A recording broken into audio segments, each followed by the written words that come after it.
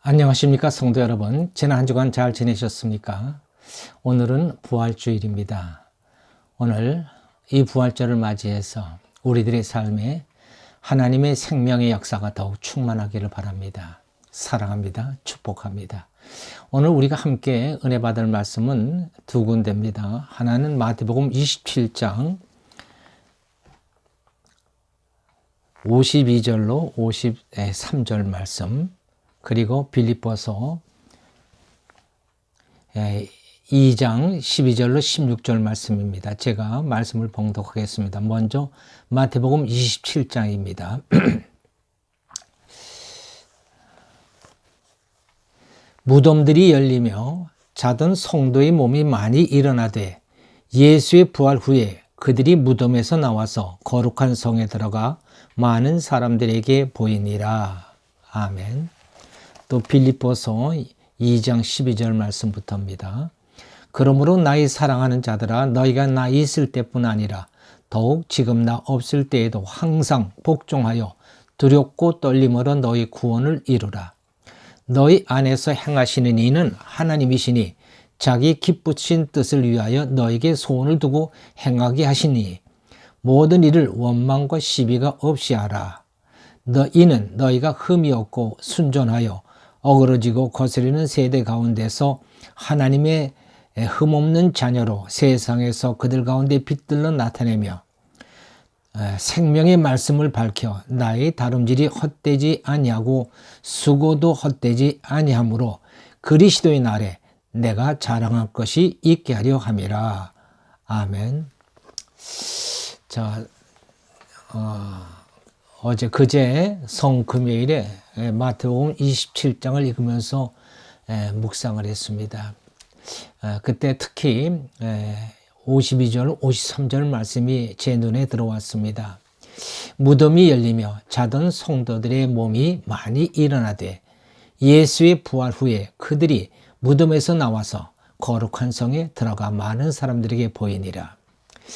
예수님이 십자가에서 운명하시고 난 뒤에 일어난 광경입니다. 참으로 난해한 구절입니다.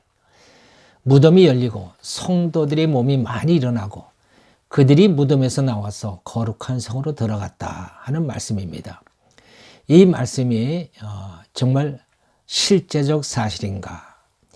이 말씀을 실제적 사실로 받아들인다고 하는 것은 참으로 어려운 일입니다. 그렇다면 성경이 거짓을 기록한 것일까요? 그건 더욱 말이 안 되는 것입니다. 그럼 이 구절을 어떻게 우리가 해석해야 하는가? 보통 성경은 우리가 세 가지 차원으로 기록되어 있다는 사실을 알고 있습니다. 첫째는 문자적입니다. 또 하나는 비유적, 또 하나는 영적인 뜻으로 기록되어 있습니다. 문자적 뜻은 문자적으로 해석하면 됩니다. 성경이 기록되고 있는 말씀을 액면 그대로 받아들이면 됩니다. 또 비유적 뜻의 말씀은 예수님이 하나님 나라를 설명하실 때 주로 사용하신 방법입니다. 예를 들어 하나님의 나라는 겨자씨 하늘과 같다 이렇게 말씀하시면서 하나님 나라를 설명할 때 겨자씨 하나를 비유로 말씀하셨죠. 또 세 번째는 영적인 말씀입니다. 영적인 뜻을 담고 있는 그런 말씀들이 있습니다. 예를 들어서 요한복음 4장 14절을 보면은 내가 주는 물은 영원히 목마르지 아니하리니 내가 주는 물은 그 속에서 영생하도록 솟아나는 샘물이 되리라. 자, 여기서 말씀하시는 물, 이것은 곧 성령을 뜻하는 것입니다. 이는 그를 믿는 자들이 받을 성령을 가리켜 말씀하신 것이라. 그렇게 기록하고 있습니다.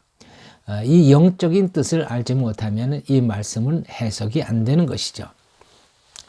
오늘 저희들이 읽은 말씀, 여기 무덤이 열리고 또 자던 사람들이 일어나고 그리고 그 무덤에서 나와서 거룩한 성으로 들어가더라. 자, 이 말씀은 우리가 어떻게 해석해야 됩니까? 영적인 뜻으로 우리가 말씀을 이해해야 우리가 이 말씀을 우리가 알 수가 있는 것입니다. 또 이 영적인 뜻을 알게 되면은 그 말씀 속에서 우리는 오묘한 진리를 발견할 수가 있게 되는 것입니다. 자, 한번 그러면 생각해 보겠습니다. 첫째로 무덤이 열렸다고 하는 것은 무엇을 의미하는 걸까요? 그것은 사망의 문이 열렸다는 것을 의미합니다. 무덤은 영적으로 사망을 의미합니다. 자는 성도는 죽은 성도들을 의미하는 것이죠. 죽은 성도들이 갇혀있던 사망의 문이 열린 것입니다. 예수님이 십자가에서 죽으심으로 말미암아 사망의 문이 열린 것입니다. 예수님의 죽으심이 얼마나 엄청난 결과를 가져왔는지를 우리에게 설명해 주고 있는 거예요. 바로 이 일을 위해서, 무덤의 문을 여시기 위해서 예수님이 이 땅에 오셨고, 그리고 사람으로 이 세상에 사시다가, 그리고는 마침내 십자가에 못 박혀 돌아가신 것입니다. 이 사망의 문을 여시기 위해서 그리하신 것입니다. 그리고 예수님은 십자가에서 다 이루었다 말씀하시고는 운명하신 것입니다. 그것을 사도 바울은 로마서 8장 1절에서 우리를 죄와 사망의 법에서 해방시켰다 이렇게 선언했습니다. 처음 사람 아담이 죄를 진 이후로 모든 인류는 바로 이 죄와 사망의 법에 갇혀 있었습니다. 무덤 속에 있었던 것이죠. 이를 하나님의 아들이 이 세상의 사람으로 오셔서 마침내 죄와 사망에서 죄인들을 해방하신 것입니다. 예수님이 십자가에서 죽으심으로 말미암아 무덤이 열렸다는 사실을 우리는 꼭 기억해 두어야 할 것입니다. 둘째로 예수의 부활 후에 그들이 무덤에서 나와서 거룩한 성에 들어가 많은 사람에게 보였다 이렇게 말씀합니다. 자, 예수의 부활 후에 성도들이 무덤에서 나왔다고 말씀합니다. 자, 이 성도들이 무덤에서 나왔다고 하는 것은 무엇을 의미하는 것입니까? 이것은 예수님의 죽으심으로 말미암아 무덤이 열리고 또 예수님의 부활하심으로 말미암아 자던 성도들이 무덤에서 나오게 되었다고 하는 것을 말씀하는 것입니다. 예수님은 요한복음 11장 25절에서 나는 부활이요 생명이니 나를 믿는 자는 죽어도 살겠고 무릇 살아서 믿는 자는 영원히 죽지 아니하리라고 말씀하셨습니다. 예수님의 부활을 믿는 자는 무덤에서 나옵니다. 이제 사망에서 해방이 되는 것이죠. 그리고 영원한 하나님의 나라 거룩한 성에 들어갈 수 있는 자들이 되는 것입니다. 더 이상 이제 사망 가운데 있지 아니하고 우리 주님께서 열어놓으신 무덤에서 나와 거룩한 성에 들어가게 되는 것입니다. 자, 이 무덤을 나와 거룩한 성을 찾아가는 여정이 바로 우리 그리스도인의 일생입니다.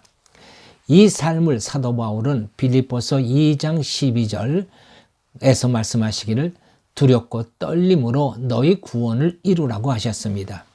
구원에도 시작이 있고 완성이 있습니다. 우리가 예수님을 믿고 무덤에서 나오는 순간 구원은 시작이 되는 것입니다. 그리고 수많은 선진들의 환영을 받으며 거룩한 성에 들어가는 그때가 바로 우리 구원의 완성이 이루어지는 것입니다. 그것은 곧 우리가 부활의 주님을 따라가는 삶이 되는 것입니다.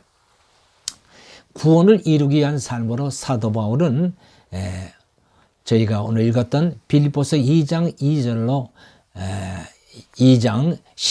16절에서 네 가지를 말씀하고 있습니다. 첫째로 12절에서 항상 복종하라고 말씀하십니다. 항상 복종하라. 누구에게 복종하는 겁니까? 당연히 부활하신 주님께 복종해야 합니다. 그래야만 우리가 거룩한 성을 향하여 나아갈 수가 있는 것입니다. 주께 복종할 마음이 없는 사람은 절대로 주를 따를 수가 없습니다. 마음이 높은 사람은 안 되는 것이죠. 이런 분을 봤습니다. 하나님 말만 나오면 자세를 고쳐 잡는 사람이 있습니다. 무슨 말씀이든지 듣겠습니다 하는 자세이죠. 또 반대로 이런 사람도 있습니다. 하나님을 마치 내 수화처럼 부려먹으려는 사람이 있습니다. 내 목적을 이루기 위해서 하나님을 이용하는 사람이죠. 자, 우리는 어떤 자세를 가져야겠습니까? 항상 주님을 의식하고 주님께 복종하는 자세를 가져야 합니다. 그런 사람은 언제나 주님께 묻습니다. 주여, 어떻게 해요? 주님, 무엇을 해야 할까요?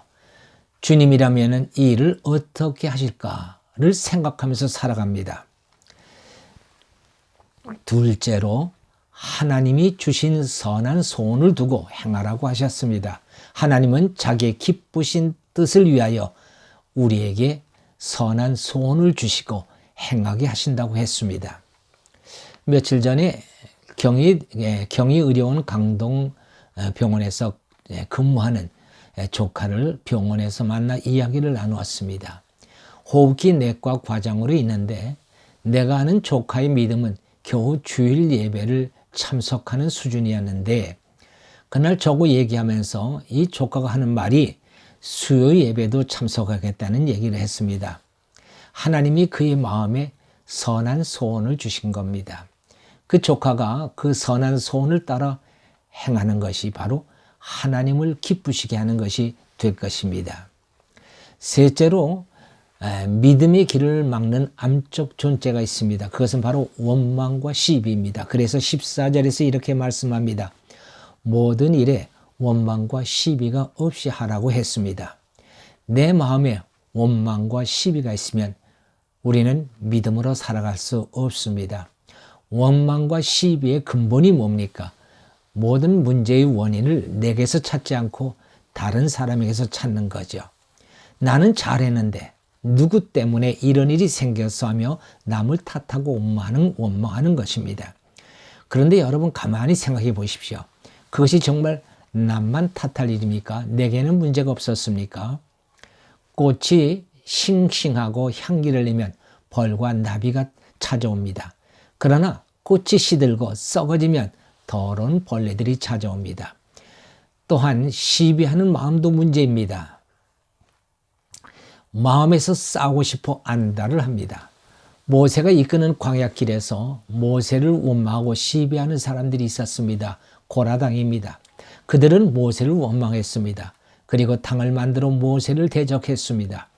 가나안을 향해 가는 길을 막는 사람들이죠.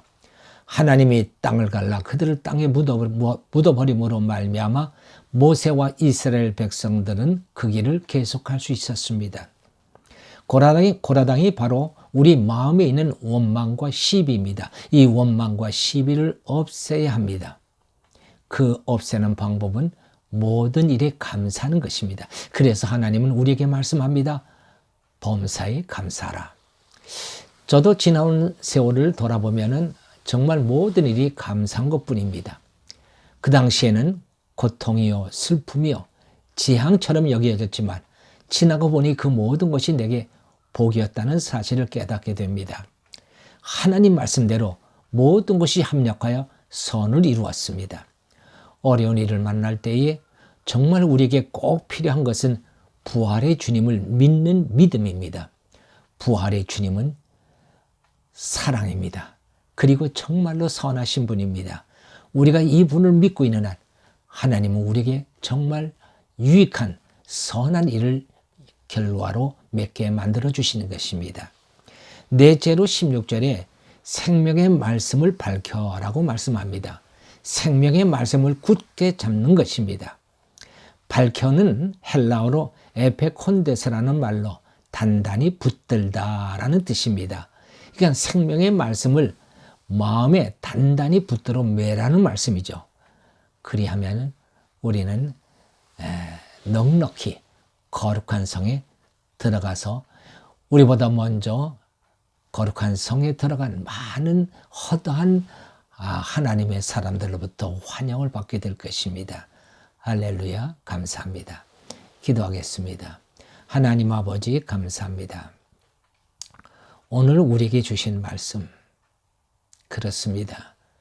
우리 예수님께서 십자가에 못 박혀 죽으셔서 우리를 무덤에서 나올 수 있도록 그 무덤을 열어주시고 또 예수님께서 부활하심으로 말미암아 우리에게 부활의 주님을 보고 이제 무덤에서 나와 거룩한 성을 갈 수 있게 만들어주신 것 감사를 드립니다. 하나님, 우리의 일생이 이제 예수를 믿고 부활의 주 되시는 우리 예수님을 따라가는 삶인 줄 믿사오니 하나님 아버지 이 길을 잘 갈 수 있는 자들 되게 하소서. 부활의 주님을 잘 따라가서 마침내 거룩한 성에 들어가는 하나님의 귀한 백성들이 되게 도와주시옵소서. 감사하고 우리 주 예수 그리스도의 이름으로 기도하옵나이다. 아멘.